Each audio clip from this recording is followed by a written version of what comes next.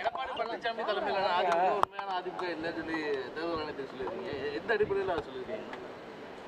பின்னால் அதை பற்றி நீங்கள் தெரிந்து கொள்வீர்கள். உங்களுடைய அடுத்த கட்ட நகர்வு எப்படி இருக்குதுன்னா, ஆக்சுவலாக வந்து அவங்க ஏடிஎம்கே ஒரு மாதிரி பேசுகிறாங்க, நேற்று ஜெயக்குமார் ஒரு மாதிரி பேசியிருக்கிறாரு. உங்களுடைய கருத்து என்னன்னா? பொறுத்திருந்து பாருங்கள். இல்லை, நீங்கள் பொறுத்திருந்து பாருங்க சொல்கிறீங்க. பட் எவ்வளோ நாள் ஆகும், எத்தனை மணி நேரம் ஆகும்? நல்லதே நடக்கும். இரட்டை இலட்சணம் தொடர்பாக விசாரிக்கணும் அப்படின்னு சொல்லியிருக்கீங்க. அது கொடுக்கணும் அப்படின்ற மாதிரியான கோரிக்கைகளை வச்சிருக்கீங்களா தேர்தல் ஆணையத்தில்? நல்லதே நடக்கும். என்ன மாதிரியான கோரிக்கைகள் சொல்கிறீங்க? அது 250 பக்கத்தை எப்படி சொல்ல முடியும்? ஆனால் இப்போ ஒரு தேர்தல் ஆணையத்துக்கு 250 பக்கம் கடிதத்தை முக்கியமாக என்ன சொல்லியிருக்கீங்க?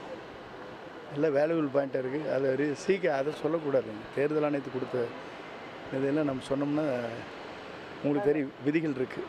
எந்த மாதிரியான குடும்ப கட்சியாளர்கள்லாம் வந்து திமுக இணைஞ்சிட்டு இருக்காங்க? எந்த மாதிரியான குடும்ப கட்சியாக இருக்குது? எல்லா கட்சியிலும் குடும்ப அரசியல் அப்படின்னு சொல்றீங்க. எந்த மாதிரியான உங்களுக்கு தெரியுமா நல்லாவே? நீங்களாம் போய்ட்டு மீடியாவில் போயிட்டு தான் இருக்கீங்க.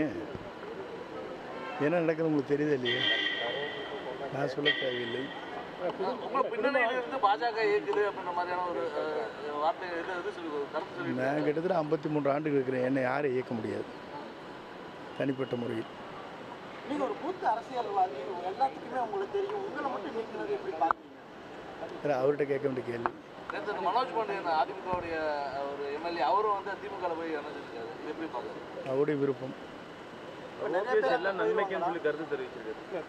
குடும்ப ஆதிக்கம் இருக்குன்னு சொல்லியிருந்தீங்க. அது எது மாதிரியான ஆதிக்கம் செலுத்துறாங்க? எது மாதிரியான பிரச்சனை? மகன் தலையிடுறாரு.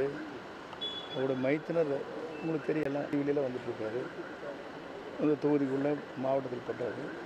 இங்கே மருமகன் பண்ணுறாரு.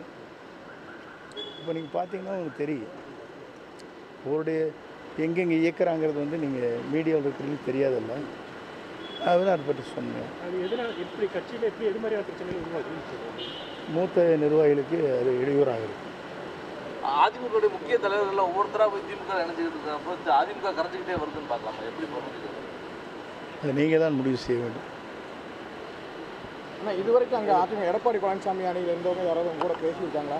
ஏதாவது ஒன்று உங்களுடைய கருத்துக்கு ஏதாவது ஆதரவு தெரிவிச்சிருக்காங்க? உங்களோட பேச்சுவார்த்தை போயிட்டுருக்காங்க?